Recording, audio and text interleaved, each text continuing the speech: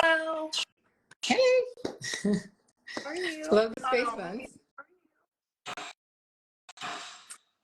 Sorry, I don't know why I was thinking 6:30.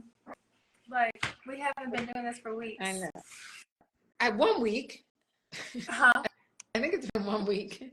No, what do you mean? We've been doing the live series Okay, that's right. for a few weeks Um, at 6. Okay, so yes, that's fine. I can't remember, but you're right. We need to be more consistent working on it. Okay. So I was thinking I did a post today on like tips to prevent to beat sugar addiction. Mm-hmm. And I was talking about my biggest tip, which is avoiding processed foods. Yeah.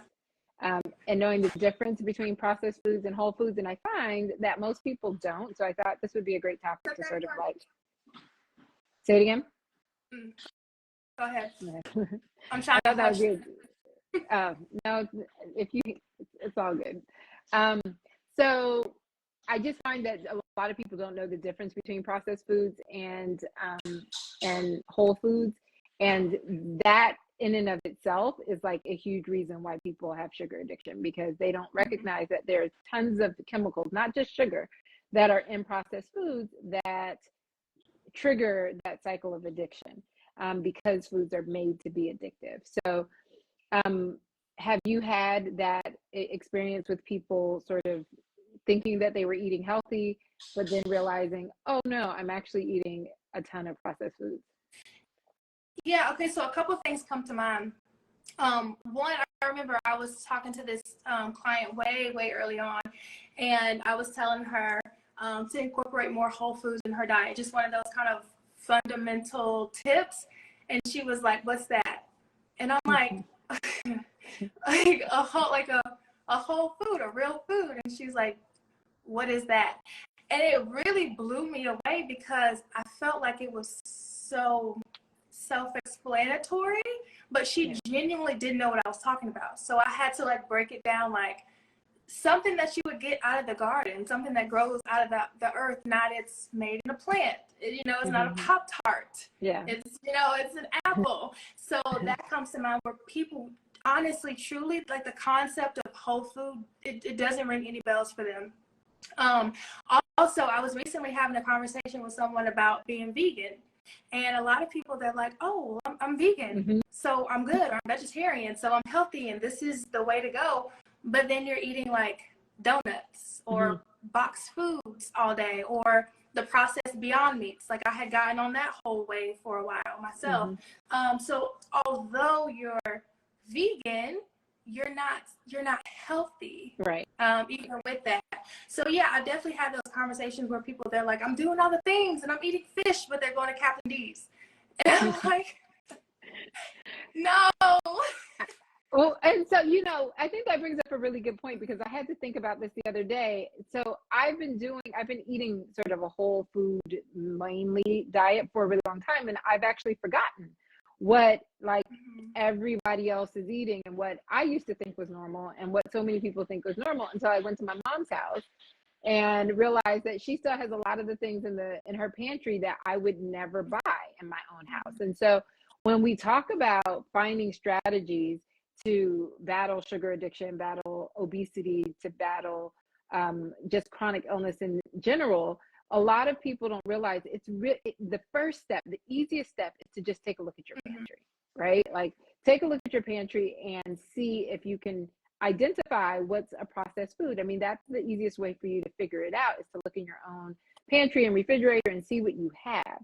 But I think we should start with some like definitions. And I've also had a hard time explaining this to clients about, trying to explain what the difference between a whole food and a processed food is. So I'm going to do my best. And if you have anything else, please add it in. So some basic things that I first say, I say what you said. It wasn't made in a plant.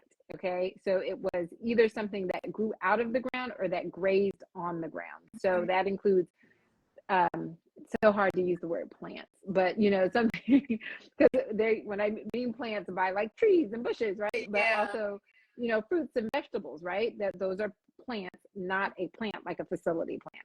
So it's either a plant that grows out of the ground. So you can talk about apples or broccoli or kale or any of the things that you would plant in the ground, or something that grazes on plants. So that would be your cows and your chickens and your fish. Don't graze on the ground, graze in the ocean. But the point is that they're eating plants. Okay.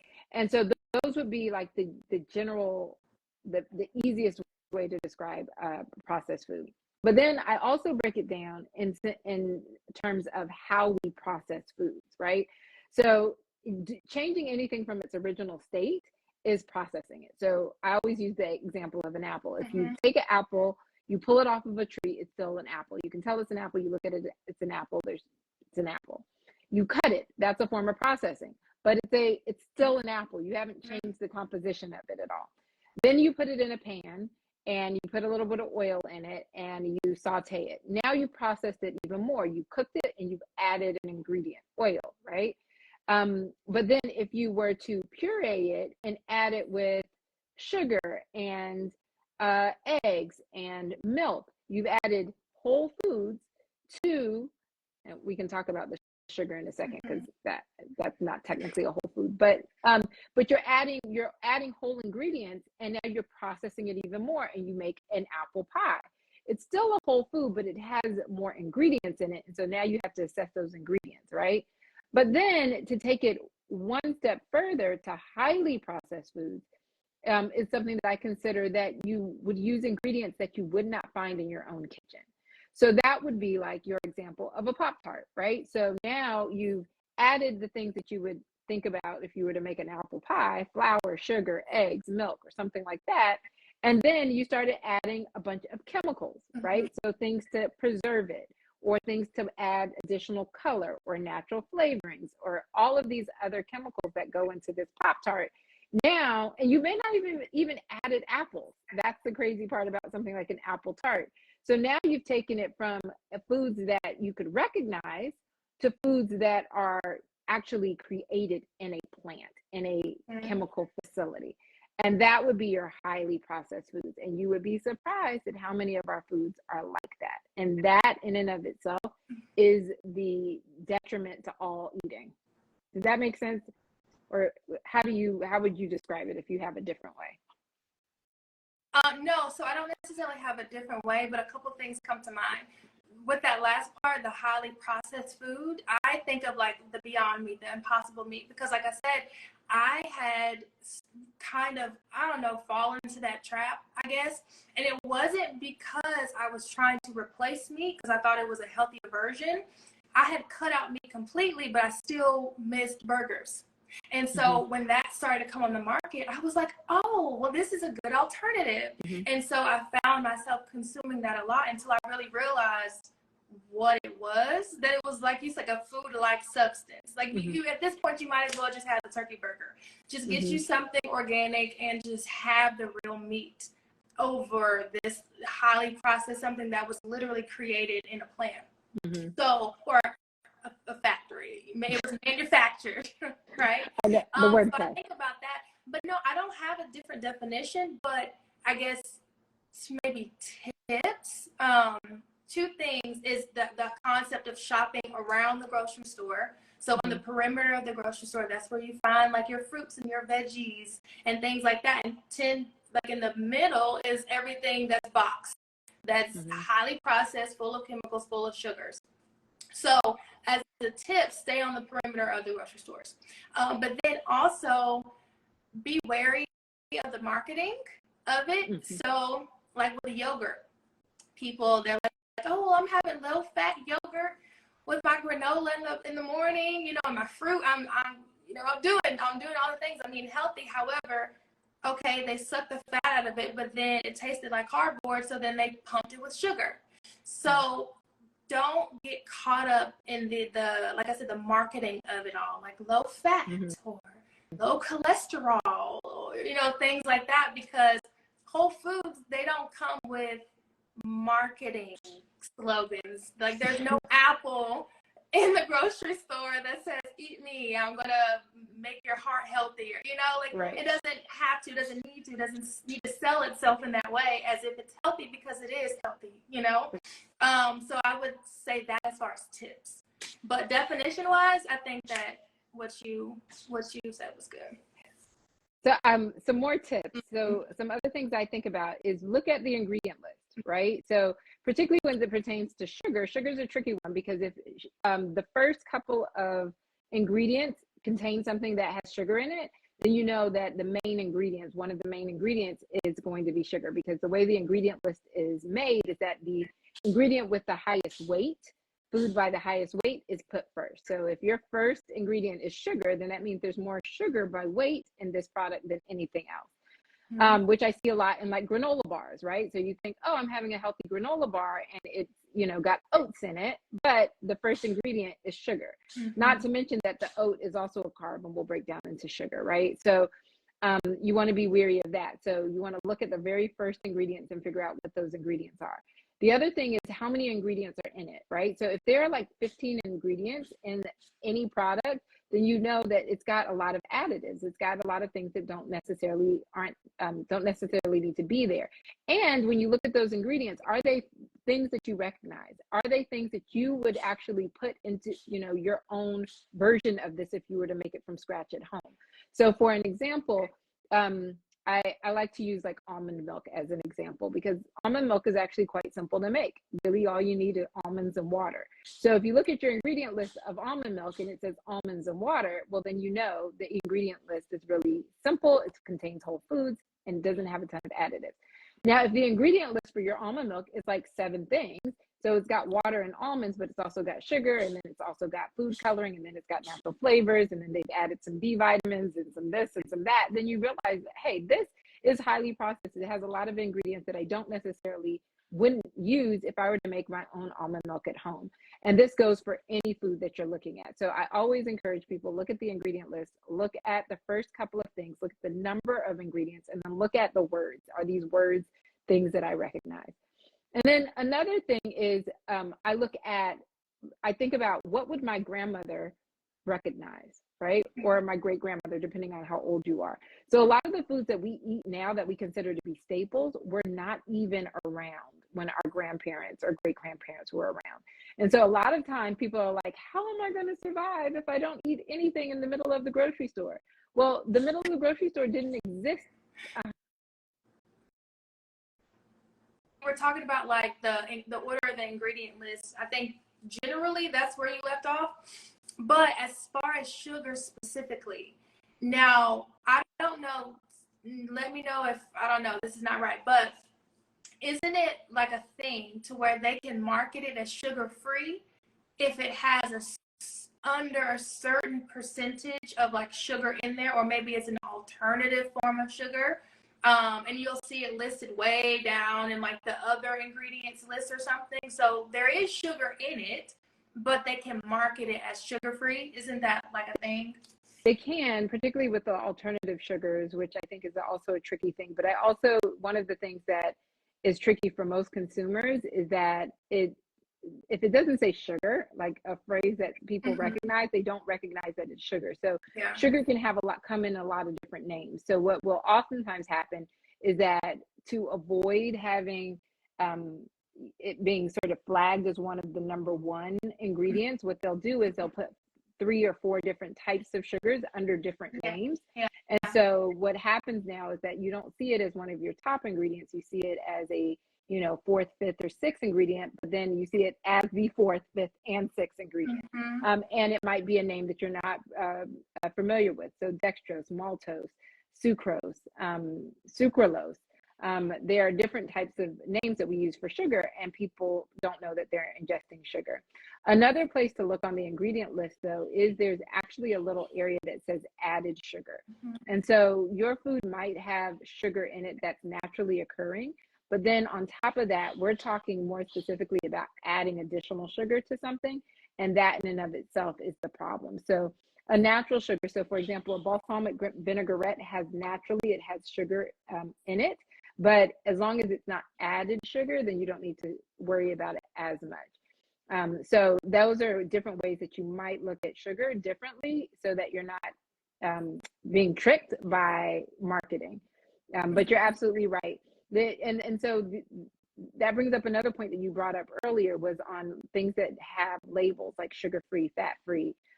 Those sorts of labels may make you feel safe about the food, but I usually tell people, don't go off of what it says on the front of the package. You want to really look at the ingredient list, and not so much the nutritional list. Really, the ingredients is really where you want to focus, and see if you see certain words for sugar in them.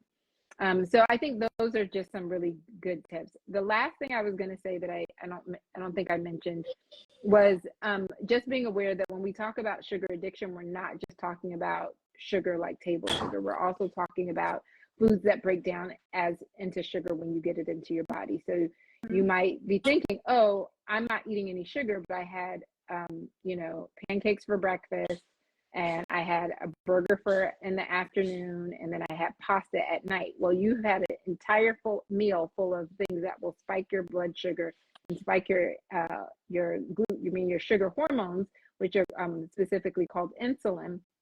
And that is where the problem lies. So you have to be cautious of things like bread, pasta, rice. All of those can turn into sugar as well. So it's not just the sugar, it's also all of those things that break down into sugar when it gets in your body, particularly if you're trying to get rid of sugar cravings. You don't, during that process where you're reprogramming the way the brain works and your taste buds, you really want to be cautious of that, as well as for people who have like diabetes and problems with blood sugar. Hey, kiddo. Say hey. Hi. Do you remember me? Yes. Oh. Say yes. Good. They asked about you today. They were like, "Are we gonna see her again?" I said, "Yes." Yes, my kids are also asking. Yeah. Okay, we'll make it happen. Okay, so yeah, that was my problem. I love pastas, breads, rolls, like give it all to me, right?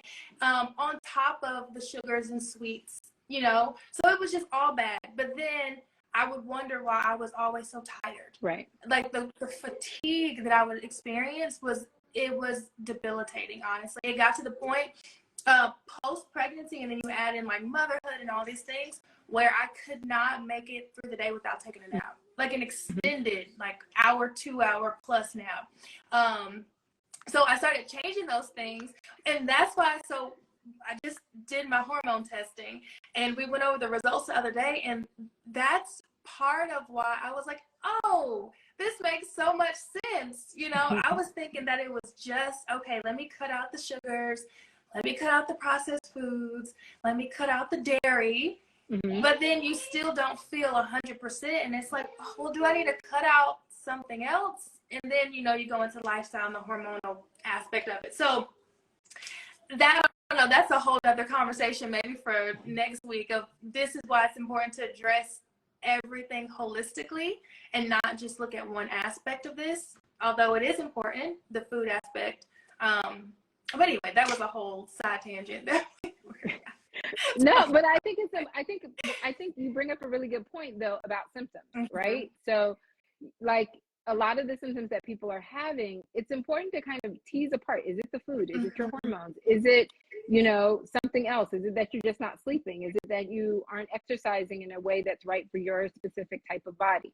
So there are lots of other factors that you should consider, but I do think that one of the things that I'm most surprised about is how little people recognize that how the foods that they're eating are affecting the way that they feel. So oftentimes, because I talk about hormones so much, people always come to me and they say, oh, I need to balance my hormones, not recognizing that one of the major hormones that can cause disruption has nothing to do with your sex hormones, estrogen and progesterone, but more to do with like your metabolic hormones like insulin, leptin, ghrelin, and those can actually cause that fatigue. And if you're eating foods that are high in sugar or break down into sugar, so they may not be high in like table sugar, but they're high in foods that break down like pasta, bread, rice, and you add on top of that all the other foods that also have sugar in it that you wouldn't expect. So I always bring up like honey baked like turkey, or you go to the grocery store and you buy those what's the breakfast sausages, and they always have honey in them, and they're always like sweet Italian, whatever. Or you have your tomato sauce, and then that's got something sweet in it. So you have all of this sugar rushes all day long, and you don't realize that that's why you're actually fatigued. That's why you have brain fog, or that's why you're gaining weight, even though you're thinking that you're doing all the things right. And that's one of the other reasons why, you know, a lot of people who are vegan and vegetarian, where I always have to say, well, what type of vegan vegetarian are you? I know we've got to break this down. Are you a whole food vegan vegetarian, or are you a processed food vegan vegetarian? Because those are two totally different things. And the health benefits are drastically different depending on which side that you fall on. So, yeah, I Yeah, think that was it. Go ahead. that one. The only other thing that it made me think of when you were talking is, generally speaking, with the processed foods, and then specifically with the weight loss, and the fact that a lot of times these processed foods are without the fiber that makes you satiated. So that hormone that's supposed to trigger on when you're full to make you feel like, okay, stop, to signal you to stop eating, it's not being triggered. So that's how you're able to be like a bottomless pit, basically, and just keep eating and eating. But then if you eat an apple, you can't finish the whole thing, and you're like, oh, I'm full. Or you drink some glass of water, you can't even get through a whole thing of water, you know. But with the sugar, I don't know, sugary orange juice, you can drink the whole gallon, right? Because you're not that hormone isn't being triggered for you to stop eating. And that happens a lot with the processed foods. And that's also the danger in it too, specifically when it comes to the weight component and people trying to like lose weight. So when you were talking about those hormones that people aren't necessarily aware of, I thought of that aspect too. No, thank you for bringing that up, because it is true. So, you know, I think a lot of times with sugar addiction, I was just talking to someone the other day, and they said to me, hey, listen, if I go places where there is sugar, I'm not going to be able to not eat it, right? Like if I see cookies on the table, like as much as I may go into it thinking that I'm not going to eat it, I'm going to grab it because I feel like I have no control. And part of that is in the design of the way that sugar works in the brain. And this is why I really recommend a sugar detox, because what people often do, and this is a lot of pushback that I get from people, is like everything in moderation.